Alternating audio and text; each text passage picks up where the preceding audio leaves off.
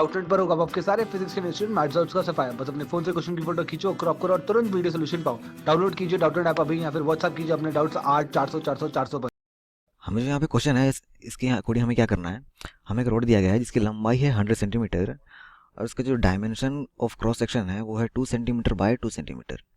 और उसे एक फोर्स से अप्लाई किया जाता है, यानी कि एक वेट फोर्स। और उसका जो मास है 1000 kg है और इससे कोई रिलेटेड एक फोर्स है जो कि इस पे एक फोर्स अप्लाई करेगी। और इसका जो यंग मॉडुलस जो दिया हुआ है, modulus of elasticity of the material, वो है 2 × 10⁻⁶ किलोग्राम पर सेंटीमीटर स्क्वायर। तो जितना भी डेटा गिवन है वो हम पहले लिख लेते हैं। हमारे पास रोड की लंबाई 100 सेंटीमीटर है, तो लेंथ यानी कि L is equal to 100 centimetre. Okay. और जो क्रॉस सेक्शन एरिया है वो हमारे पास area is equal to 2 centimetre by 2 centimetre, यानी कि 4 सेंटीमीटर स्क्वायर। और इसे जो इस फोर्स से अप्लाई पुल किया जाता है, यानी कि इस पे जो फोर्स अप्लाई किया जाता है, उस फोर्स का वैल्यू यहाँ पे दिया है 1000 kg। और उसके बाद जो इसका जो मॉड्यूलस वेलोसिटी है वो भी हमारे पास है, y is equal to 2 × 10⁻⁶ kilogram पर सेंटीमीटर स्क्वायर। अब यहाँ पे हमें सिंपल निकालना क्या है, हमें determine the elongation of the rod. अब हमें इस फोर्स के अप्लाई करने से जो एलोंगेशन होगा इस रोड में, उस रोड का एलोंगेशन हमें निकालना है, यानी कि डेल्टा एल। डेल्टा एल का हमारे पास सिंपल एक फॉर्मूला होता है, एफ एल अपॉन ए वाई। ये जो हमारे पास फॉर्मूला होता है इस पे हमें बस इन सारे वैल्यूज, ये सारे वैल्यूज हमारे पास अवेलेबल हैं। हमारे पास एल भी है, एफ भी है, ए यानी कि क्रॉस सेक्शन एरिया भी है, वाई भी है हमारे पास। बस सारे वैल्यूज़ को यहाँ पे सब्सटीट्यूट करना है।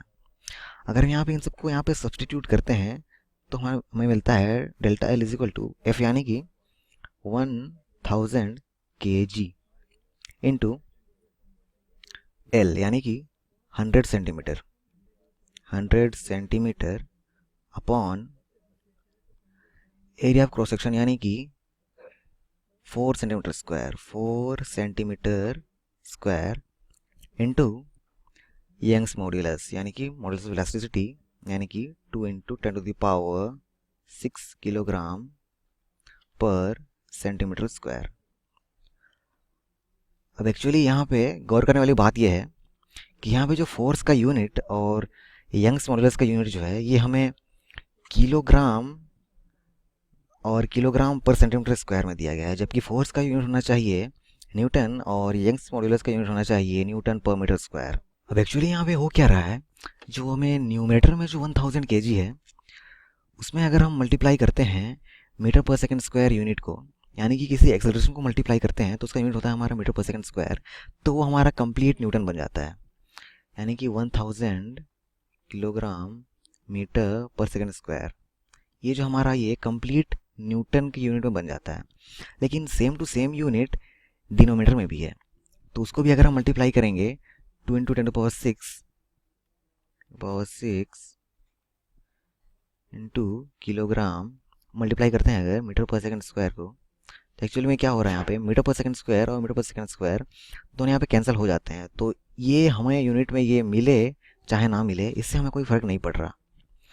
तो हमें न्यूमेरिकल जो वैल्यू आएगी आंसर, वो हमारा बिल्कुल सेम आएगा, क्योंकि मीटर पर सेकंड स्क्वायर और मीटर पर सेकंड स्क्वायर कैंसिल हो जा रहे हैं, उससे हमें कोई भी फ़र्क नहीं पड़ रहा। तो यहाँ पे सारे यूनिट्स को ध्यान में रखते हुए, सारे यूनिट्स को कैंसिल करते हुए हमारे पास सिर्फ एक यूनिट बचेगा, वो है सेंटीमीटर। और जो न्यूमेरिकल वैल्यू हमारे पास आएगी वो है 0.0125। ये हमारा एलोंगेशन है डेल्टा एल। ये हमारा आंसर।